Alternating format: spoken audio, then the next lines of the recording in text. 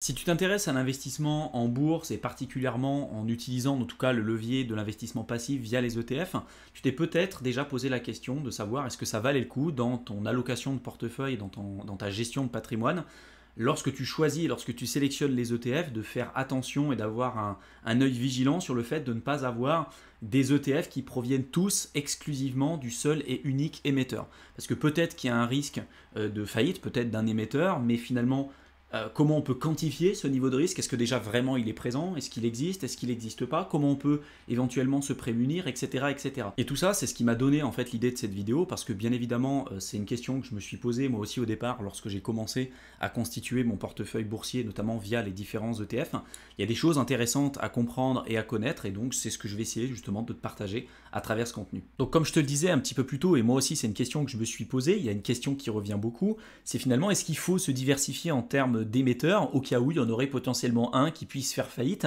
Et la réalité, c'est où est-ce que se situe le risque et est-ce que finalement il y a véritablement un risque? Est-ce que ça vaut le coup de se diversifier? Oui, non. C'est ce que je vais essayer de répondre avec des éléments concrets et factuels comme à chaque fois. Parmi les émetteurs déjà les plus connus, je t'en ai déjà cité plusieurs sur cette chaîne YouTube avec toutes les vidéos que j'ai effectuées sur le sujet des ETF que tu retrouveras dans la playlist bourse comme à chaque fois.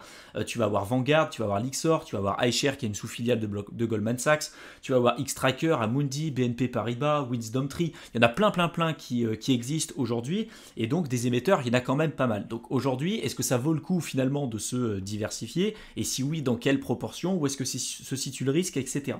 Pour aller un petit peu plus loin déjà sur les émetteurs, il faut savoir que Lyxor, donc c'est la filiale de la Société Générale, que iShares c'est une filiale de BlackRock, que Amundi c'est la filiale du Crédit Agricole, que Vanguard c'est une filiale du groupe Vanguard Group INC. Donc c'est quand même des gros groupes qu'il y a derrière, c'est pas des toutes petites structures, en tout cas pour la majorité des émetteurs d'ETF. Donc là je t'ai mis à l'écran le classement des plus grosses banques systémiques en Europe, en tout cas pour le premier tableau, et les plus grosses banques systémiques au niveau mondial. Donc en Europe on retrouve des banques comme BNP Paribas, Crédit Agricole, Société Générale, le groupe BPCE, Crédit Mutuel.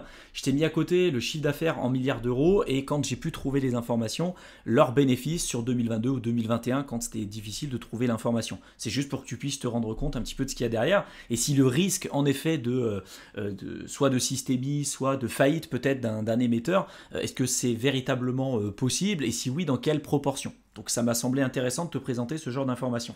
Typiquement, là sur BNP Paribas, tu vois qu'on était sur 46,2 milliards d'euros de chiffre d'affaires, avec un bénéfice en 2022 de 10,2 milliards d'euros.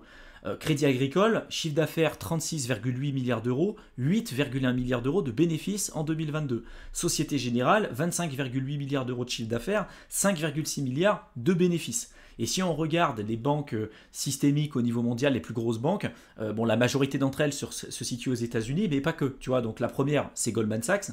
La seconde, c'est BNP Paribas, donc tu la connais bien évidemment. On retrouve Rothschild, on retrouve JP Morgan, Citibank, Morgan Stanley, avec les chiffres d'affaires à chaque fois de ces différentes banques. Ce qu'il faut comprendre, c'est que quand je parle de risque systémique, ça veut dire que c'est des too big to fail. C'est des banques qu'on ne peut pas laisser faire faillite parce que il y a des montants qui sont investis ou que ces banques-là gèrent aujourd'hui qui sont beaucoup trop importants, que si finalement on décide de les laisser faire faillite, ça peut porter des gros préjudices sur l'économie et pas que sur l'économie en France, en Europe, mais dans tout le monde entier, parce qu'on sait qu'aujourd'hui, les économies sont interconnectées. Et c'est de là pour moi où vient le gros problème en fait, c'est que quand on est dans une banque systémique, on sait de toute façon qu'on ne nous laissera pas faire faillite, donc on peut se permettre de prendre des risques qui quelquefois sont démesurés au détriment du contribuable, parce que si jamais de toute façon la banque est amenée à faire faillite, le gouvernement ne laissera pas faire, donc il va venir renflouer les caisses, et ça se fera avec l'argent du contribuable, avec l'argent de vos impôts en fait, enfin de nos impôts tout simplement. Donc c'est de là d'où vient l'adage on va privatiser les gains et on va socialiser les pertes, et ça pour moi c'est un gros problème, c'est un autre débat, mais voilà, c'est quand même un point important à avoir en tête. Je voulais vraiment profiter de cette vidéo pour te présenter ces chiffres-là, pour te permettre de prendre du recul, parce que tu vois, pour le cas de certains émetteurs, c'est pas le cas de tous les émetteurs, mais pour le cas par exemple de BNP Paribas, Société Générale, Crédit Agricole, vu que c'est des banques systémiques et vu que de par leur rôle de systémie en réalité, ou leur risque de systémie, de toute façon on ne laissera pas faire faillite. Donc tu vois, le risque zéro de faillite bien évidemment n'existe pas, mais il est quand même à moduler en fonction des émetteurs et en fonction aussi de la période dans laquelle on se trouve, tu vois. Donc c'est pour moi un point super important à avoir en tête, et après d'ajuster tout ça et de se dire bien finalement avec mon portefeuille comment je vais l'allouer et comment je vais répartir mon portefeuille de la meilleure manière pour pouvoir me protéger. Pour aller un petit peu plus loin, il faut savoir que les ETF aujourd'hui sont considérés comme les fonds de placement classiques d'un point de vue légal, comme des portefeuilles collectifs internes. C'est une réglementation spécifique. Donc en cas d'insolvabilité finalement de l'émetteur ou de la banque de dépôt, il reste la propriété de l'investisseur. Pour moi, ça c'est un point quand même super important à avoir en tête. La réglementation impose aux ETF d'utiliser un dépositaire. Donc un dépositaire, c'est une société auprès de laquelle les titres appartenant à l'ETF sont déposés. Ce dépositaire, c'est une société distincte de celle du gérant, ce qui permet de protéger les actifs de l'ETF en cas de faillite potentielle du gérant. Par contre, on peut avoir un risque de contrepartie plus important dans le cas des ETF synthétiques. J'en ai déjà parlé sur cette chaîne YouTube et tu retrouveras tout un tas d'informations sur les ETF synthétiques dans la playlist bourse si c'est quelque chose qui t'intéresse. La majorité des ETF sont à réplication physique et pas synthétique, mais il y en a quand même de plus en plus.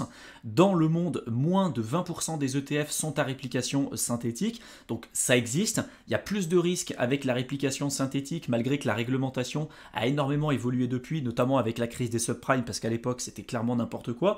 Maintenant il y a quand même une réglementation spécifique, notamment en Europe, un peu moins aux États-Unis, même si ça a pas mal changé. Mais voilà, aujourd'hui quand même la majorité de la réplication des ETF qu'on retrouve sur le marché, c'est des réplications physiques et c'est pas pour rien. Après la crise des subprimes, il n'est plus possible de faire n'importe quoi. Les swaps doivent être assurés contre la faillite de l'émetteur. De plus, les émetteurs sont de plus en plus transparents sur le sujet, notamment avec le risque de contrepartie. Si tu vas sur des sites, et je te mettrai tous les liens dans la barre d'infos, notamment là je t'ai pris le cas d'un ETF avec le code ISIN que tu retrouveras ici, tu peux retrouver les informations notamment sur quel risque de contrepartie on peut retrouver. Là par exemple c'était un ETF synthétique. Et on voit qui est en fait la société qui a derrière. Quel est le risque de contrepartie? C'est quelle société qui va derrière subir ce risque de contrepartie? Là on se rend compte que c'est BNP Paribas. Et BNP Paribas, ça fait partie des plus grosses banques et des banques systémiques de toute façon qu'on ne laissera pas faire faillite. Tu vois, donc c'est toujours un risque à moduler, hein. Bien évidemment le risque zéro n'existe pas encore une fois, mais je pense que c'est important de prendre du recul et de se dire voilà, le risque, est-ce que vraiment il est là ou est-ce que j'ai pas meilleur compte peut-être à m'orienter et à passer du temps à réfléchir sur ma stratégie d'investissement global plutôt que de réfléchir à tous ces sujets-là. Tu vois, c'est vraiment l'objectif de cette vidéo.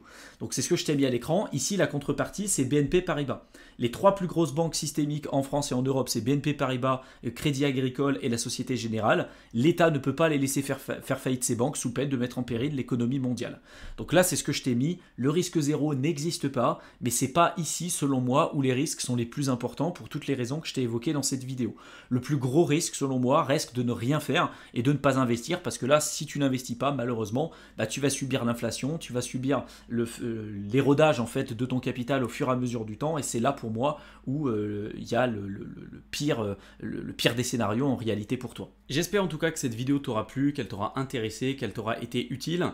Si tu t'intéresses à tout ce qui est investissement et plus particulièrement sur l'investissement passif via notamment l'utilisation des ETF, je t'ai préparé un document que tu peux télécharger, que tu retrouveras dans la description de la vidéo, dans lequel je t'ai synthétisé et je t'ai répertorié les meilleurs ETF sur PEA, sur compte titre, les meilleurs ETF Smart Beta, etc. Parce que je sais que souvent la sélection des ETF, en tout cas pour les débutants, c'est vraiment quelque chose qui est assez long, assez fastidieux et assez compliqué.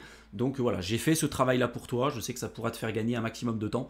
Donc n'hésite pas à le télécharger. Tu as le lien dans la barre d'infos. Tu cliques dessus, tu rentres ton adresse mail et tu verras, je t'enverrai le contenu directement dans ta boîte de réception. Je te souhaite une excellente fin de soirée et je te retrouve dans une prochaine vidéo. À bientôt.